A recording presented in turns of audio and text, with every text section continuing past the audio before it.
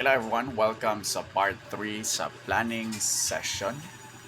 So, sa kaninga part, ako i-discuss ninyo ang fourth step sa ato ang planning. Okay? So, atong na-discuss nga sa ideas nga pwede natong buhaton para mahimo o ma-execute na itong plano nga makaluto ta og sakto nga sudan is mag-search ta og healthy recipes. Okay? So, I'm gonna erase this one and let's proceed. Okay, so limpyo na tong whiteboard and let's proceed with our idea nga na-come up. So, search of healthy recipes, right? Search healthy recipes. Okay? So, sa kaninga portion is, this is the fifth step, which is the structure. Okay. Have you ever have those meetings nga din magplano mo sa ka event? Diin, walay klaro o wala masakto gamit ang oras. Mo ni siyang kulang.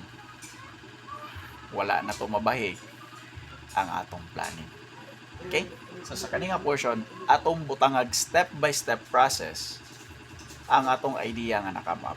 Okay? So sa kaninga nga portion is atong gigamit atong right side nga brain, atong creative side. But for this portion of the planning session is we're going to use the left side of our brain, which is the logical side. So atong bahigo ng ato ang idea. Now, unsa dagway ang step by step process para maka-search ta og healthy recipes.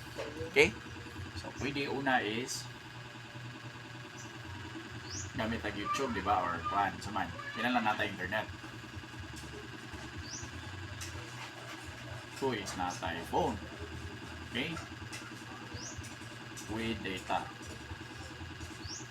Tapos, saman, atong i-print dagway, no? So, naka-screenshot ta, search ta o healthy recipes using Google, via Google, dayon, i-print na to, choose ta og tulo ka kuan, choose our top 3, choose keyword na lang, choose top 3 recipes, then among the top 3 we're going to print it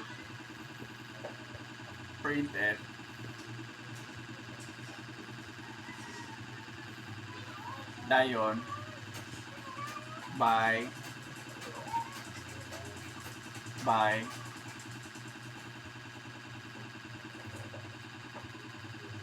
recipes o by ingredients dayon start cooking.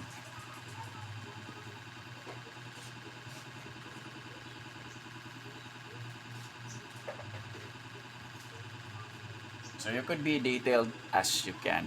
Kaya dagang mga tao nga medyo libog silang muna-una tungod kay sa kagrabe nilang muna-una pero overwhelmed sila. So sa kaninga portion atong gitagaan og clarity ang atong thinking. Okay, now ang pinakanindot ani nga portion sa planning is